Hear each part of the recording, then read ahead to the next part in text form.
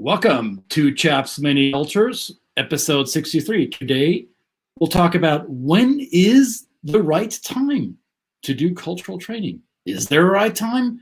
And when is it? That's what we're going to find out today.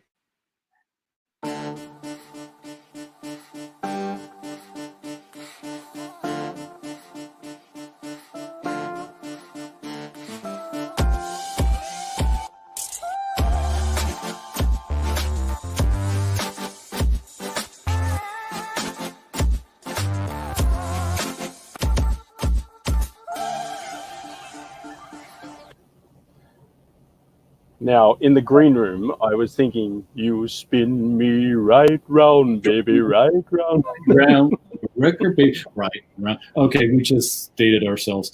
Welcome, everybody, to Chaps Many Cultures, live and direct from the studio complex right here, and also from our on-the-road TV truck. He's out there. Roaming, the roving reporter tuning from live from on top. That's right. I'm traveling the country, interviewing interns to fill up Two Chaps Plaza as we populate to. Oh, right, all right. I don't know interns. How is everybody? I hope you're all doing splendid, people. It's a later issue today, a later episode, just to make sure that everybody gets to join live, right? So there, we don't want to discriminate time zones. That would be uncouth. And time is of the essence when you think about doing cultural training and coaching and issuing it to yourself or to your team members, to your organization as a whole. That's why we thought, let's talk about what's the best time to do this? Is there a best time? And if so, how do I find out what that is? What are your thoughts around that, Brett? Well, probably two aspects of it: global mobility and just basically an organization that might be working across cultures with a multicultural team domestically, but may also be engaging with places abroad. So, you know, there's two sides of it. I mean, in the global mobility space, there's certainly a strong argument for providing it, but there is also the underlying question about when do you do it? Do you do it before you leave, or do you wait until you arrive in country? And there's many different opinions on that. That's typically a question that I get from the mobility managers or relocation people or whatever their designation is in the organization, those people who handle the people who go abroad. And they sometimes ask me, so, well, what do you suggest is best? Should we do pre-departure or post-arrival? And my answer is yes and yes. So yeah. the ideal time, and I'm being only halfway facetious here. I think the ideal timing for expatriate cultural training is to maybe revisit the terminology and ask yourself, is training in it by itself the solution you want, and will it give you the results you want for your expatriate employee? We can think about that, because the alternative would be training combined with a coaching aspect, but that's the second part of the conversation. So the answer is yes. I think ideally you do pre-departure. You handle some of the logistics aspects and the getting ready for and what to the ground. So the first kind of stuff that is in your face and immediate. Arrival, when your team member has already developed a deeper understanding of the location in which they will be living and working for a while. Then we talk about the deeper stuff, the underneath the surface level stuff, the whys, do's and don'ts here, whys over here. And so we have a portion of the training that will be delivered pre-departure and another portion of the training post-arrival. In my opinion, the ideal way to deliver it. How do you feel about this, Paul? Yeah, I think it's great. If we can have access to people before they leave, maybe explore some of their perceptions, their experiences also. They may have had experience in the country, so we can build on whatever experience they've had in the past. We could also explore what their preconceptions are of the culture, the host culture they're going to, and perhaps affirm or maybe assuage some of those opinions. And then also, after they get there, the ability to be and working with the new team that they're going to be working with. How often does it happen when people arrive in another country and they're not even, their team is so multicultural that they're actually discovered they're working with a South African, an Australian, a Korean, an Indian person. Therefore, that changes the conversation drastically. So this is fantastic. I think it's ideal. Just to your point, yeah. And I think what we found, especially now in COVID times, what clients are now understanding better than they were a little bit hesitant to embrace the concept in the past, was we introduced to them, hey, we can do a 1-day, 2-day training program. No worries, that can be done. It may not be the ideal delivery format, but if this is what you, dear client, have envisioned, and if this is what you think is best, then won't be in the way of your goal setting and your objectives. However, we would advise you to not do a 1-day, 2-day training program. Let's split it up into multiple consecutive segments that can be delivered over time, and thereby have a little bit of a repetition, and thereby have a little bit of application of learnings in the time in between, and resulting in a more higher retention levels of what we teach and what we pass on to the expatriate employee. In the past, I've noticed there was some resistance around this. Now with COVID and Corona, much of the training, if not all of the training, has been delivered virtually via tools like this, video conferencing, video tools, right?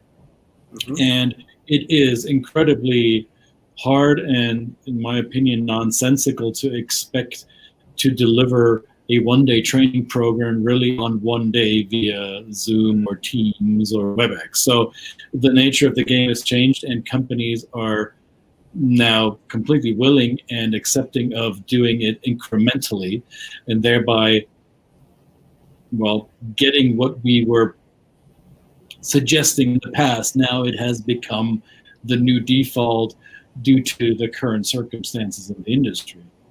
Have you seen similar trends? Yeah, absolutely. I think now you've got the flexibility. I just had a conversation with a client today, and they said, well, hey, we can split this up, and I think it's a great idea.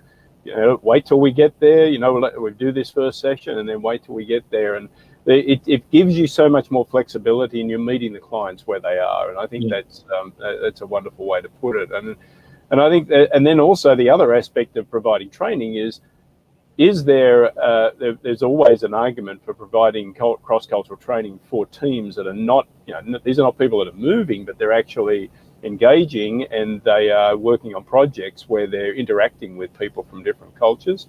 And of course, we're always careful to say culture is not the answer for everything, but it's a good starting point of the conversation.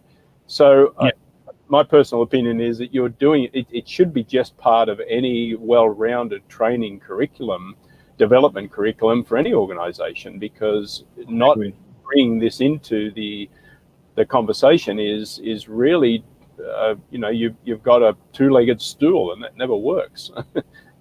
Oh, you can have I guess you can have a 10-legged stool with one missing, that'd still stand up. But anyway, I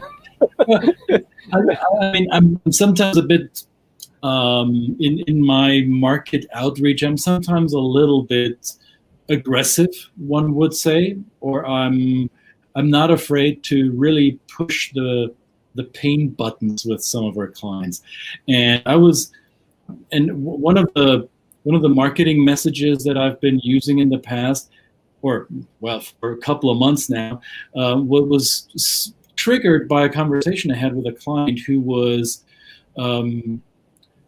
not seeing the connection between cultural intelligence training, or as I call it, in the way we do it, we call it ICE-Q. So IQ plus CQ plus EQ. So EQ for emotional intelligence, CQ for cultural intelligence. The three together heart, mind, and soul are, I think, the power skill that any team in an organization that does business internationally should have.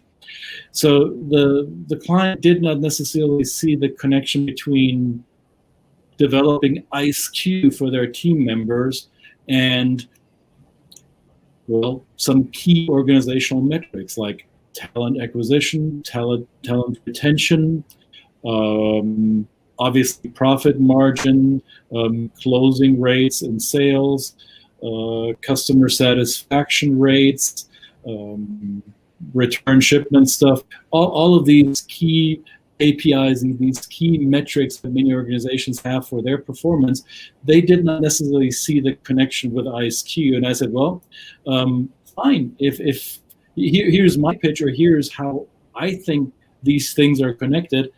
And if you don't want to see that, if you don't want to include building ICE-Q into your profit and loss, then you might as well put employee turnover into your profit and loss. And you might put, I don't know, lost deals and missed opportunities in your P&L. Here's a box of free tissues. They're on us. Don't tell me I didn't tell you that, right? So I truly believe there is an immediate connection between those things. Yeah, and something just came to my mind about that conversation. It's also a serious conversation about how you show appreciation for employees. And not all cultures are motivated by money alone. You know, there's this oftentimes a good approach to show appreciation for people from particular cultures, and that speaks more volumes than a checkbook issue.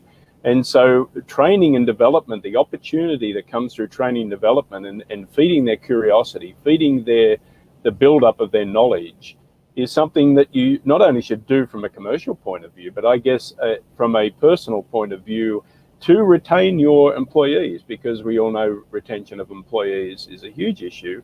And exactly. So that you are affirming what you see, and I would push buttons too and say, well, how much value do you actually see in your employees?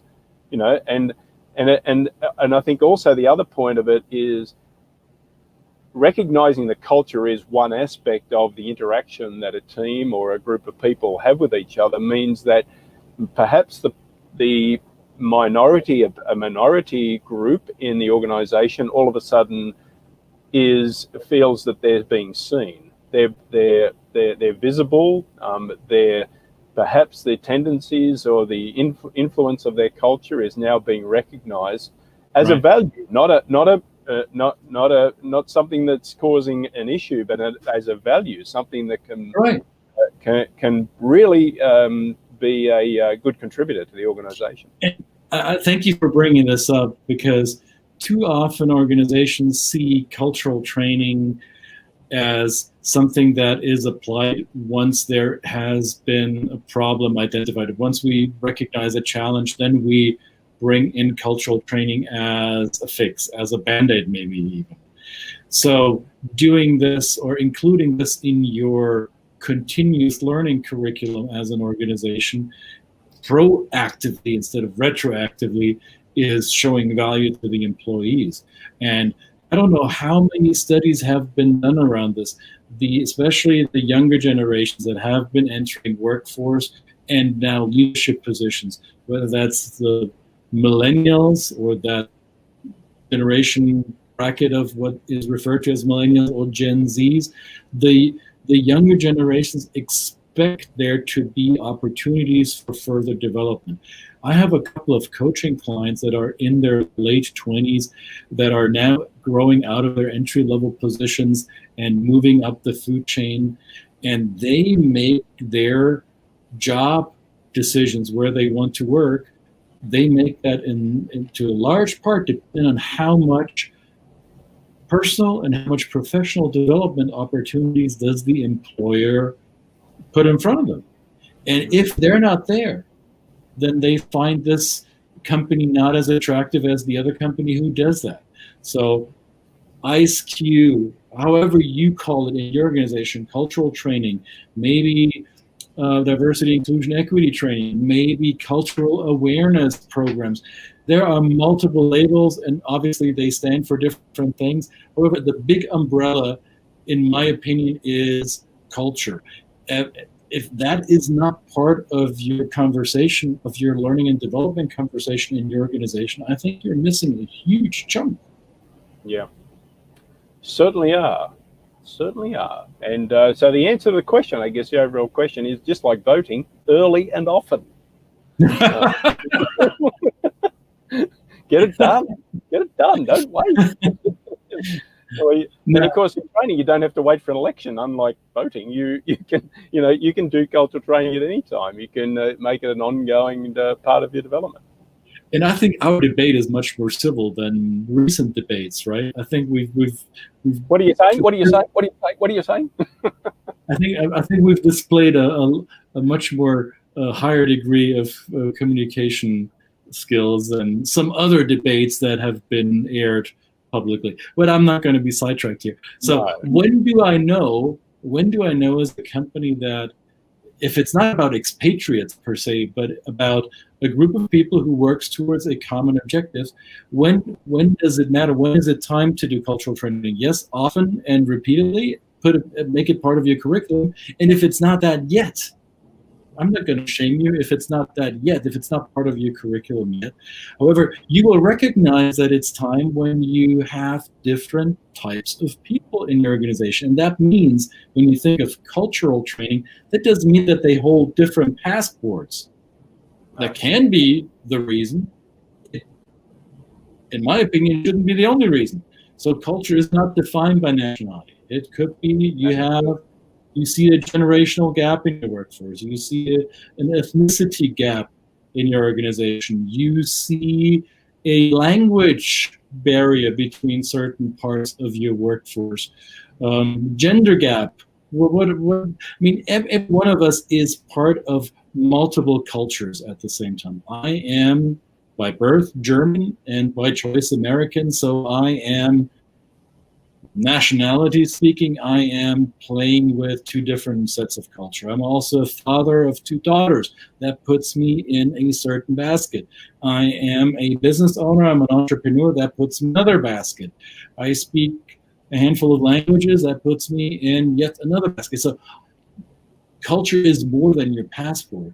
And if you have these different aspects on your workforce, that is something that you want to acknowledge, that you want to address, and figure out, how do my people work best with each other? What do they need to know of each other in order to be the best that they can be? Right, Brett? Yeah. I actually think you brought up another point, is that it's a great way to discover, through a formalized process, a little bit more about your employees. You discover more about their background. There's probably an organization that doesn't do this. There's people walking around that speak like 3 or 4 different languages, and those kind of influences may have an effect on the possibilities that they can contribute to the company. Now, maybe they've never been asked and they've never thought to bring it up, but it's something, if you discover these things in these trainings, that you discover new skills, new abilities, new possibilities, new opportunities for people, and for people to develop in an organization. So, I mean, we've answered our own question. We're kind of convincing ourselves. Are you sold? I'm totally sold. Where do I sign? Where do I sign? Great. Well, if you want to find out more, we'll happily come in and shame you. I mean, we're good at that too, but we'd like to come in and help you. If you want to know more, here's a good start. You see it scrolling along the bottom. And I'd like to hear from fellow trainers and coaches too. How do you make that argument? How do you it's selling, but it is an argument. It is a humanistic argument. How do you make that case to the clients and the individual clients that you're interacting with from a day-to-day basis? Because we don't have all the answers, and we'd certainly love to learn. So that's about all I've got. Of course, it's selling, right? I mean, selling is not necessarily us asking you to give us money for a service that we will provide for you. Yes, that is selling too, but selling means to lead somebody to make a decision, to choose one path. Because as long as you don't choose a path, you'll be standing where you are right now. In order to continue forward, you have to make up your mind. Will I go this way, that way? Will I keep going straight? But that's a decision. Latin, decidere, to cut off from. You cut yourself off from any other option, and then you go with the option you chose. That's what sales process is. It's prompting that decision making. So there's nothing wrong with it. It's actually moving the needle forward for everybody involved. Yeah. And, courting is a sales process. So choosing your life partner, choosing, I mean, you can't do it with your family, but you can do it with your partner, and you're selling, right? Find out who takes the garbage out to the trash can, or convincing your child to go to bed at a certain hour. That is a sales process. It is. Yeah, absolutely. Well, thank you again. Thank you again. We got it. We got this one in late, but who knows what time we'll turn up. It's never too late for a good show. It's never too late for a good show. Absolutely. See y'all tomorrow. Two chaps, many cultures. Bye, guys.